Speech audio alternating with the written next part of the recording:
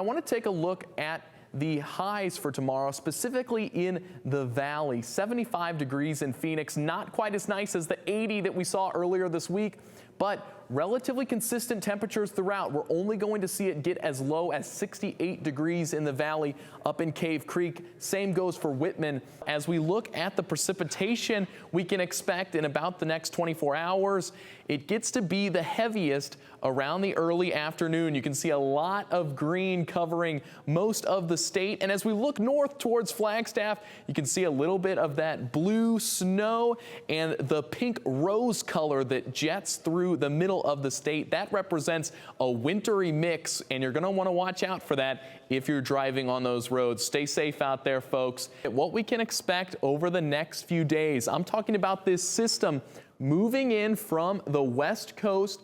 That's going to be moving north.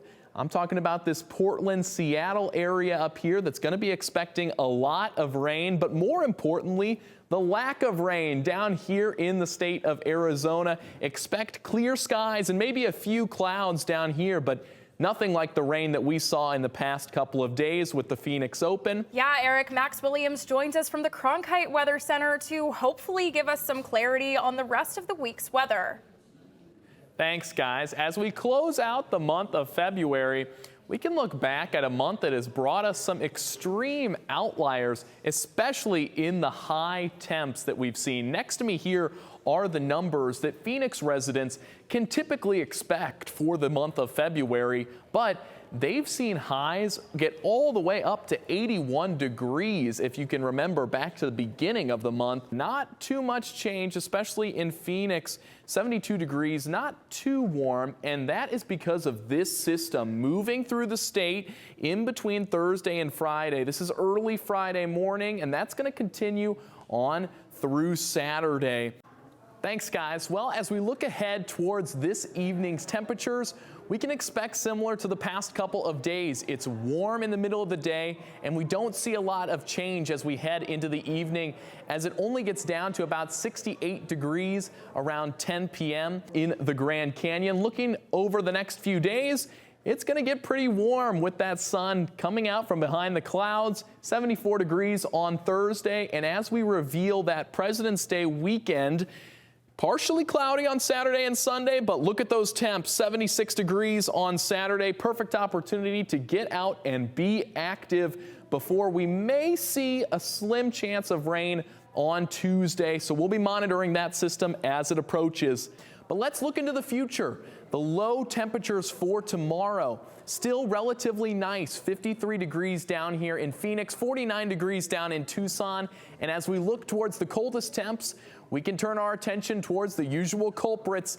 27 degrees up in Flagstaff, 30 in the Grand Canyon. Thanks, guys. Well, as we kick off this week on the Monday following the Super Bowl, we've got a relatively tame evening in store, dipping just into the mid-50s as we approach 10 p.m. A big system is moving in from west to east, and that brings a lot of green. That's going to represent the rainfall that can be expected, with the darker shades representing a heavier rainfall. And up north, we've got some snow as well as we reach those colder temps. The coldest we're going to get is Flagstaff up north.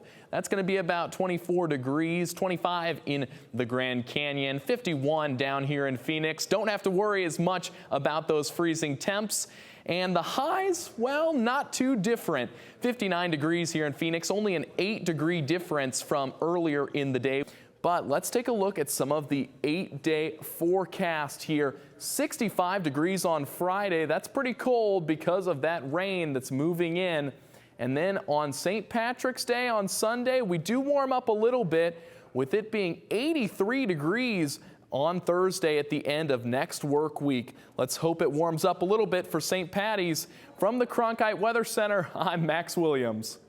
So what does that do for the temperature in the next few days? Well, as we can see, it's a big drop off. That 75-degree high that you see on Thursday is going to plummet all the way down to 62 degrees on Friday, and Saturday, 63 degrees is your high as we see precipitation starting tomorrow afternoon and heading into midday Saturday. Thank goodness that Waste Management Phoenix Open and Super Bowl is saved for next weekend as we hope for some better conditions. 54 degrees in Phoenix. But how do those temps change throughout the day? Well, we're seeing a significant increase, 77 degrees in Phoenix, even getting up to 55 in the Grand Canyon up north. Unfortunately, probably not a dip in the pool yet, but joining us from the Cronkite Weather Center, Max Williams is here to update us on the forecast.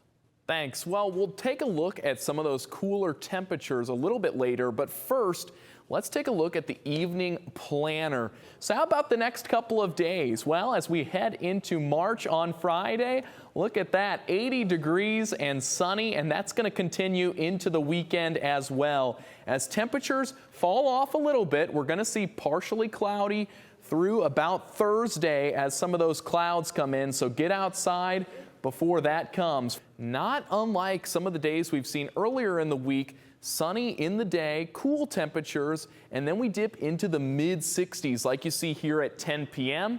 But I'm a little more interested to take a look at tomorrow morning, specifically the precipitation that we can expect for that southeast portion of the state down here. I'm looking at Tucson, even up in White River as well. Those showers are going to be out of the way, though, by around 11 a.m. as you see that system moving eastward. And throughout the rest of the week, we can expect to see pretty much clear skies except for a few clouds rolling in on Saturday. But I want to take a closer look at those wind speeds. 18 miles per hour at 6 p.m., but we drop all the way down to 7 miles per hour later on, which is much more manageable during those chillier times of the day. Speaking of those chillier temps, let's take a look at the lows that can be expected for Thursday. From the Cronkite Weather Center, I'm Max Williams. Max Williams. From the Cronkite Weather Center, I'm Max Williams.